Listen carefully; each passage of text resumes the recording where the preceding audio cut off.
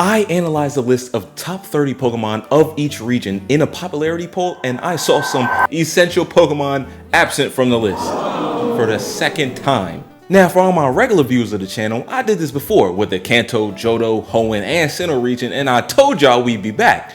Rewind the tape.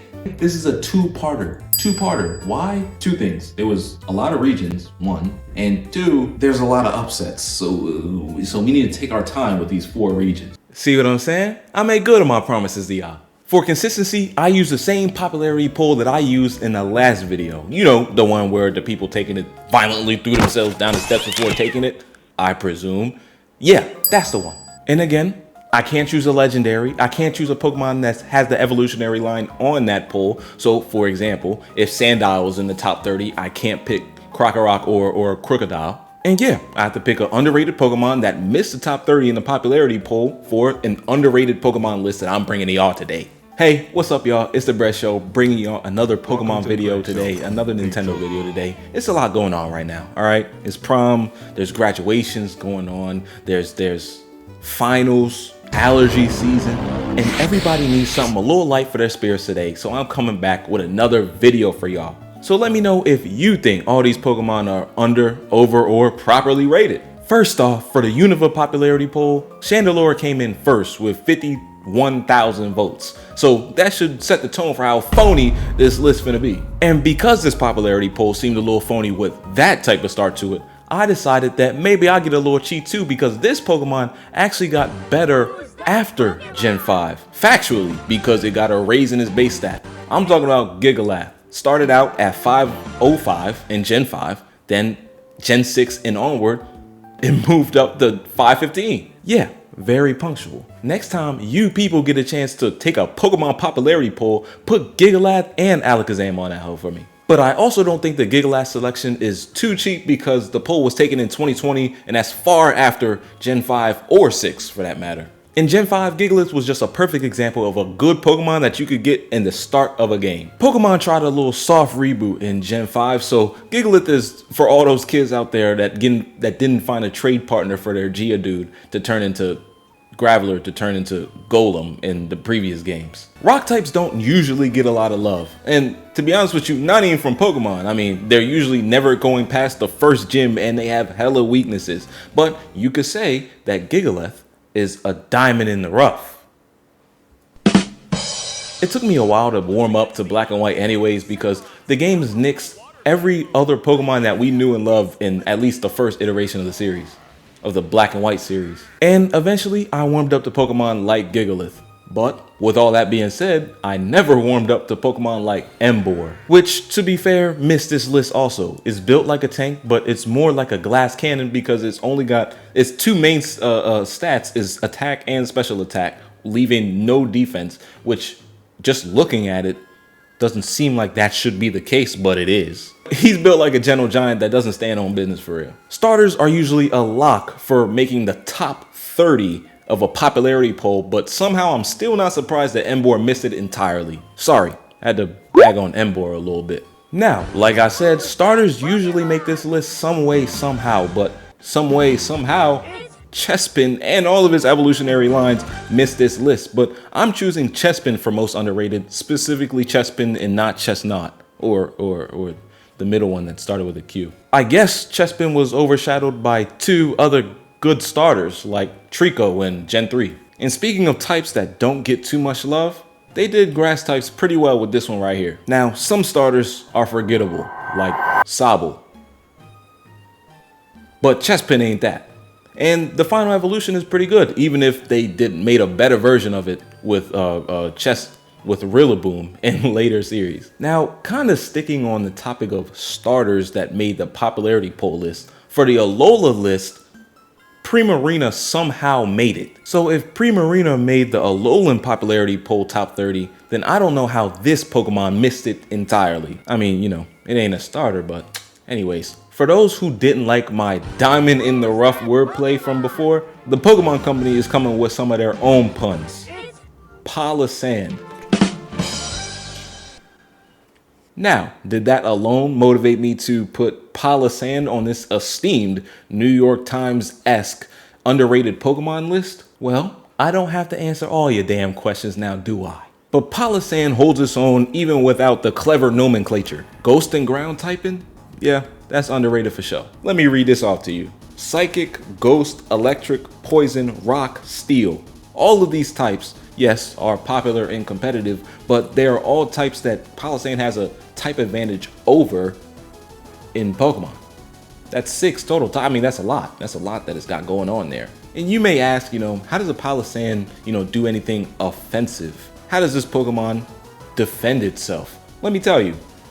Palossand is known as the beach nightmare. It pulls its prey down into the sand itself and then sucks out their souls. Pause. By the way, another side note that I like to add on to the end of these. The Alolan forms usually disgust me. They're just disrespectful to all of the previous versions of them that came back in the previous games. That's how I felt about a lot of them. Especially what they did to my boy Dugtrio and Muck. They gave Muck teeth. They gave Muck teeth and they were buck teeth. You know what I'm saying? Wish Dex was here to hear that. The only Alolan form that I actually like was Ninetales. The ice version of Ninetales. And technically, Alolan Ninetales did not make this top 30 cut. However, I assume that is because it's technically still a Ninetales and it made the cut for Kanto. So you can't, double dip, double jeopardy, whatever you want to call it. I assume that because that's the only reason, the only excuse why Alolan Ninetales would make a top 30 list in Alola.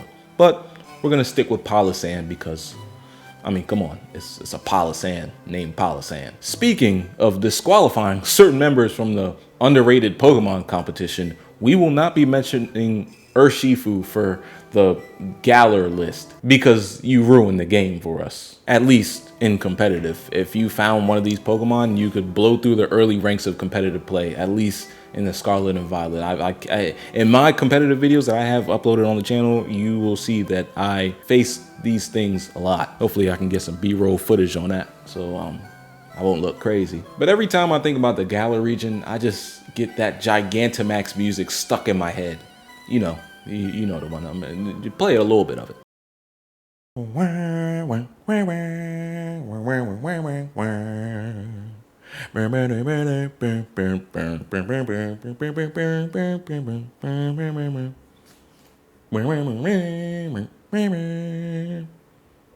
wait, cut that part out.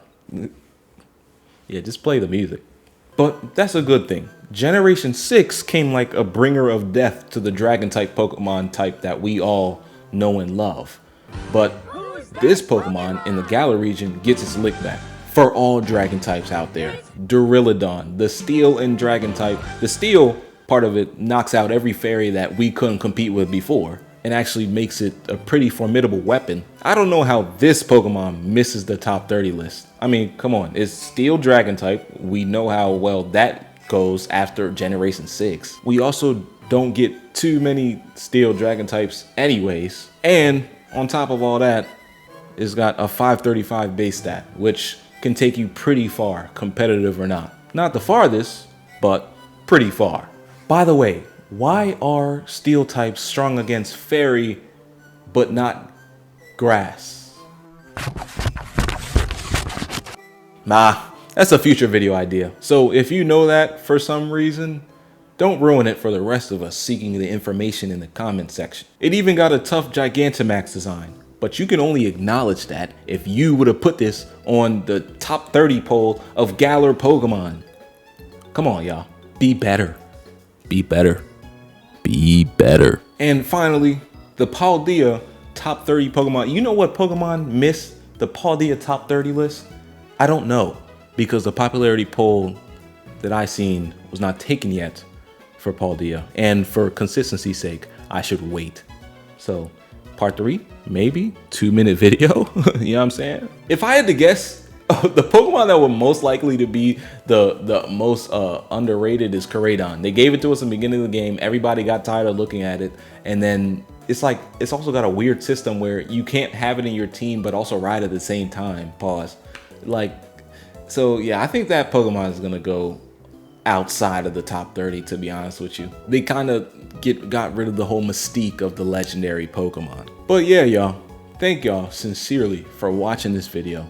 Thank y'all sincerely for sticking this long. If you watch for this long, I have a whole bunch of other content like this and not like this. 5 months ago, I was posting talking videos like this. And then in between that little month, I was, you know, going to school and stuff, graduated and taking finals and whatnot. So yeah, I post more gaming content, but if you go back on my channel, you'll see a whole bunch of talking videos about a whole bunch of other things, not including Pokemon. This time last year, I was deep in Zelda, and I might get deep in Zelda again. Oh, wait, hold up. No, pause that.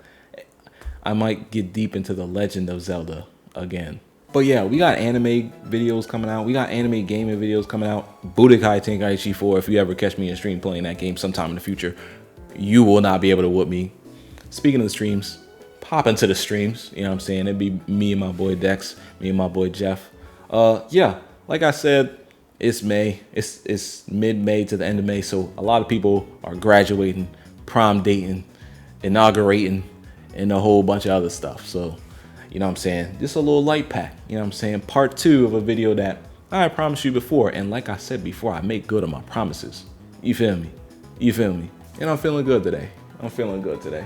Sun shining today. Hopefully I got some good lighting. I'm back out on the couch. I'm not in that cooped up room. I like this. It's natural lighting coming in. I was only able to do this because I got a mic.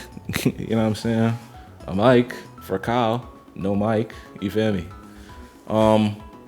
The next 2 videos that come out won't have the mic because I'm kind of pre-recording this, or I pre-recorded this and that. So the next 2 videos won't have the mic, but it doesn't matter because after those 2, every video will have this mic. Every stream will have this mic. I got a better mic. So yeah, thank y'all. Hopefully y'all didn't hear me scratch my head and be too good of a mic.